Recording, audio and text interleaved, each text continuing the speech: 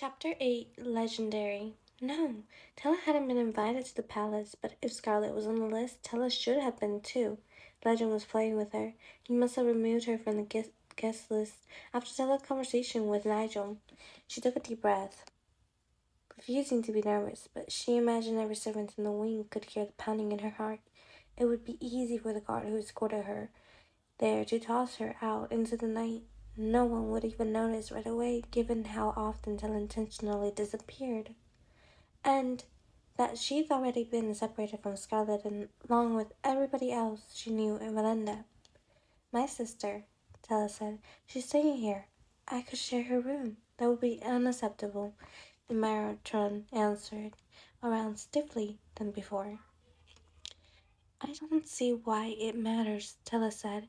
If anything, my sister would prefer it. And who is your sister? Is she a royal monarch with a fifth of the world at her fingertips? Tella bit back from saying something that would only have her tossed out faster.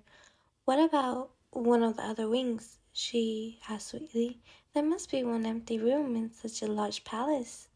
Even if there were rooms, you are not on the guest list, so you cannot stay. At her words, the guard stalked closer, armor echoing across the exquisite foyer.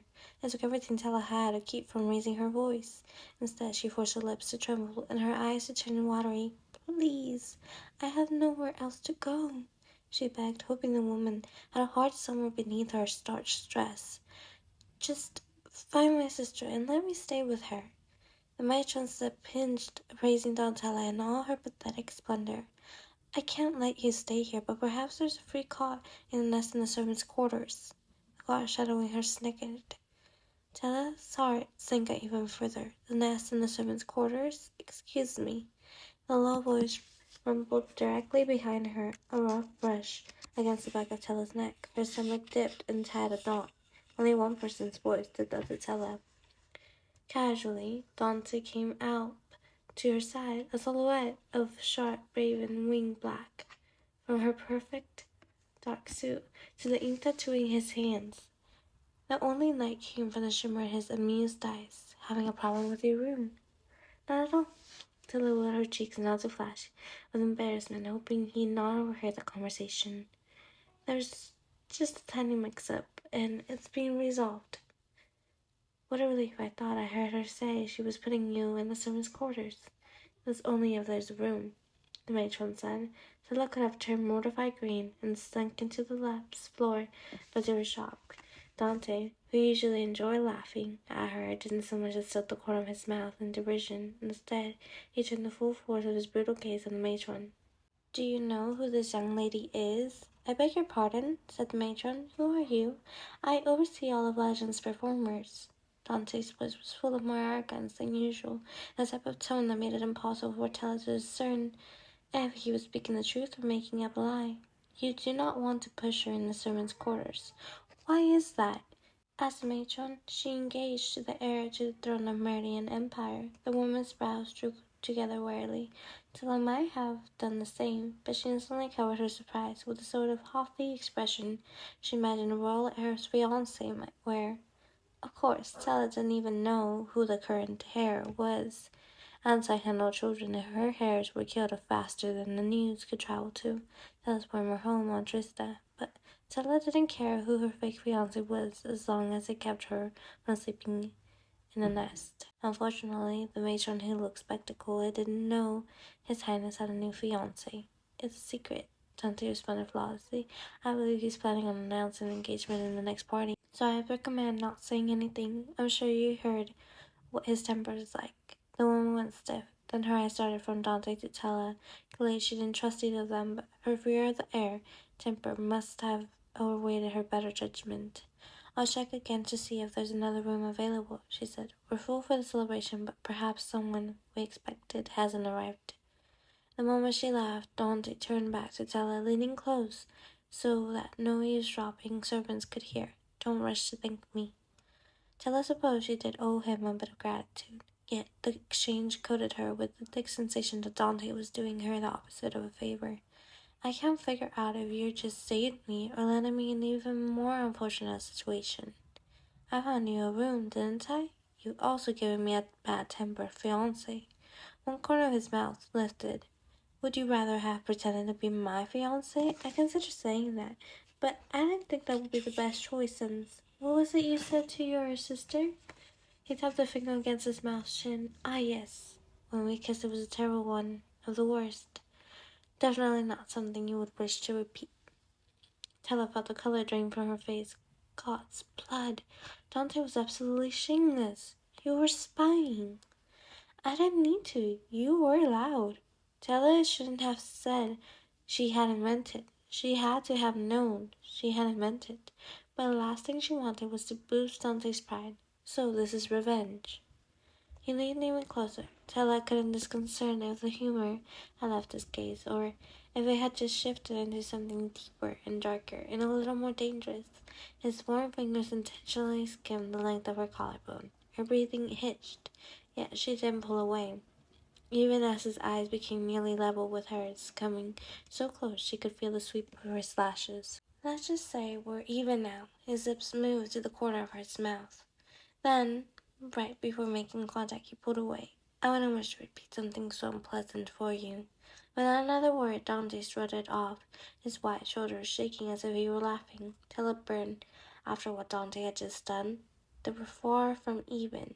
The matron returned several rapid heartbeats later, with a small tighter that fresh stitches. It seemed we have an available suite in Ellen's Golden Tower. Tella swallowed a gasp. Maybe Dante had done her a favor after all. Next to the city's numerous ruins, Valentine's Golden Tower was the oldest structure in the empire, rumored to have walls made of pure gold and all sorts of secret passages for monarchs to sneak out of. Many believed it wasn't just a replica of tower lost from Decks of Destiny, but that it was the actual tower with dormant magic hidden inside it. Guests were not normally allowed in the tower, the matron said, as she led Tella from a safari wing into a glass courtyard, where fancifully dressed clusters of people meandered under obelisk arches and crystal trees with silver leaves. Unfamiliar with palace culture, having grown up on an unrespected conquered isle, Tella wondered if they were part of Valentine's court, or if these were some other guests than the matron had mentioned. You're not to have any visitors, the matron continued. Not even your fiancé is welcome inside your room. Tella might have said she never dreamed of letting a boy into her room, but it was probably best not to pile too many lies on top of each other, or they might all come tumbling down. At the end of the courtyard, there was only one set of doors to the Golden Tower, so glorious and heavy it took 3 centaurs to pull each one open.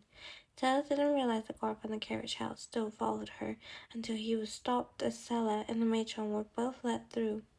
Either word of Tella's engagement had traveled swiftly through the palace, or the said matron was as important as she thought herself. Tella hoped for the later, knowing as soon as the real heir discovered her ruse, she'd suddenly be exposed and kicked out of the palace, or worse. Until then, she had decided to enjoy the charade. Contrary to the stories, the inside of the tower wasn't golden, it was old. Even the air smelled archaic, full of forgotten stories and bygone words. On the lowest level, there were 8 stone pillars formed of chipped columns and decorative capitals, carved to look like 2-faced women, all lit by crackling black torches that smelled of incense and spells. From there, the matron shepherded her up floor after creaking floor, each one as old as the first. The door they finally stopped in front of looked so aged, one touch, until I imagined it might fall off the hinges. No wonder guests never stay in here. A guard will be posted outside your door at all times. The matron rang the bell around her neck, summoning a sanctuary in striking white mantle armor. I hate to see anything happen to you as the heir's fiancé. For some reason, I don't believe that's true, Tella said. The matron's smile returned, spreading slowly like a strain. At least you're sharper than you look. But if you really are engaged to the heir, then it's not Her Majesty's guard you should fear. I actually don't believe you in fearing anything. Tella shut the door, leaving the woman in the hall before she could say anything pointed word, or Tella could blurt out more things she shouldn't. It wasn't smart to upset servants. Of course, it also wasn't wise to lie about being a royal heir fiancé. She had to pay Dante back for that one, though, to his credit, he had guaranteed her a fantasized suite. The tower might have been a relic, but her rooms were marvelous. Moonlight flooded in through the windows, casting everything in a dreamy glow. Someone had already set a tray of good night sweets atop one of the sitting room dainty glass tables.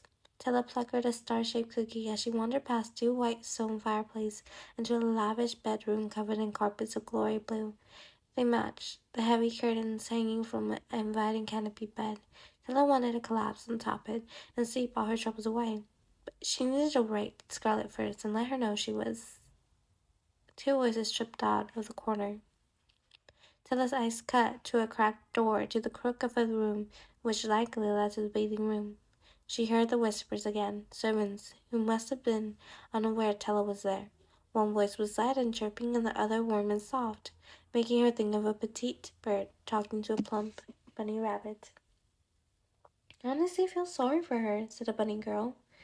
"You're saying you wouldn't want to be engaged to the heir?" chirped the birdie one. "Have you seen him? I don't care what he looks like. He's a murderer. Everyone knows there were 17 people between him and the Empress Zeltine's throne.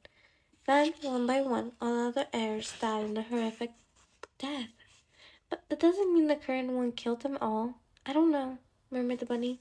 "I heard he's not even part of the noble bloodline. But he's murdered so many people.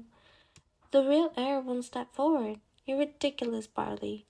The bird girl squawked out a laugh. "You shouldn't believe every rumor you hear. What about a rumor that he killed his lost fiancée?" Bell's maze went abruptly quiet. In the tense silence, Tella thought she heard Death's rasping laugh. It grated like rusty metal, sawing into bone, the same exact sound had greeted her as she plunged from that awful balcony during Carvel, a gruesome welcome to a hideous kingdom. Now it served as a chilling reminder that she'd once been Death's, and he wanted her back. Tella was going to kill Dante, slowly, with her hands. Or maybe Tella would use her gloves to kill him and tie the shreds of Satan around his throat. Then she would use her naked hands to finish off the job. Not only had the brooding bastard given her a fake fiancé with a bad temper, he'd chosen a murderous one. Tella might have been able to appreciate how well constructed his pretty vengeance was, if she'd not been the subject of it.